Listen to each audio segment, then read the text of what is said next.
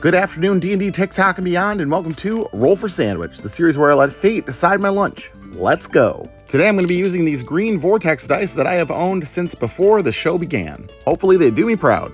Let's kick things off with our roll for bread. 5, sourdough. Sourdough has definitely got to be in the running for most used bread on the show by now, but that is a-okay by me. No toasting today, we'll see how it goes. Alright, next up, let's roll for New Hampshire. 8, mortadella.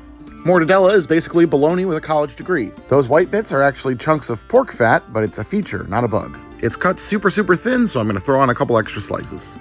Next up, let's roll for cheese. 2, Colby Jack. Colby Jack is pretty popular in the US. It's a combination of Colby cheese and Monterey Jack cheese. Next up, let's roll for Roughage. 3, blackberries and 4, red onion. All right, going to use a couple of the biggest blackberries I have ever seen. This one is as big as my thumb, and I have pretty big hands.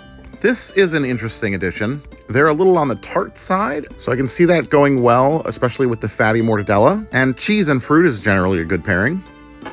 I think the red onion should be fine here as well. I like it raw in salads and often find it paired with vinaigrettes, sometimes vinaigrettes that have fruit flavors in them, like raspberry. So I can see this actually working with the blackberries. Raw, they'll add a nice crispness and crunch to our sandwich, as well as a little bit of zing. It's time to get wild with the wild magic roll. 14, banana chips. Full disclosure, these are plantain chips. I made a mistake when I wrote banana on the list. Plantains are related to bananas, but are much less sweet. They're much more savory, used in applications much more like potatoes than fruit. These will add a crunch to our sandwich similar to potato chips, but with a slightly more oily mouthfeel. And last but not least, the D20 sauce roll. Here we go.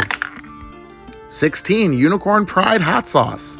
A couple weeks late, but here's our Unicorn Pride hot sauce. It's chipotle and orange. We'll add a nice smoky flavor and just a little bit of spiciness. And that orange really does have a nice tanginess. This honestly might be what we need to pull it all together. Let's go ahead and get our sandwich closed up here, get our toothpicks in to hold it together, and let's get it cut in half.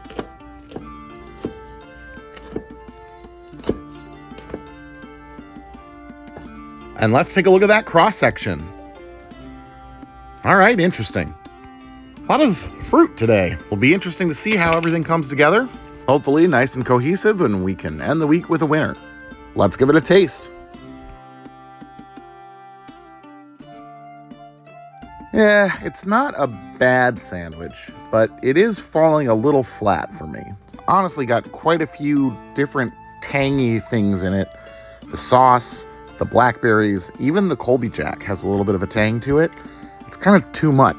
A little one note. I think one of the biggest faults of this sandwich is just the ratios. There's too much bread here, not enough meat. Maybe should have used half the blackberries and kind of mushed them up into a sauce almost. I don't know. Not the worst, not the best. I'll take it over a monstrosity sandwich though.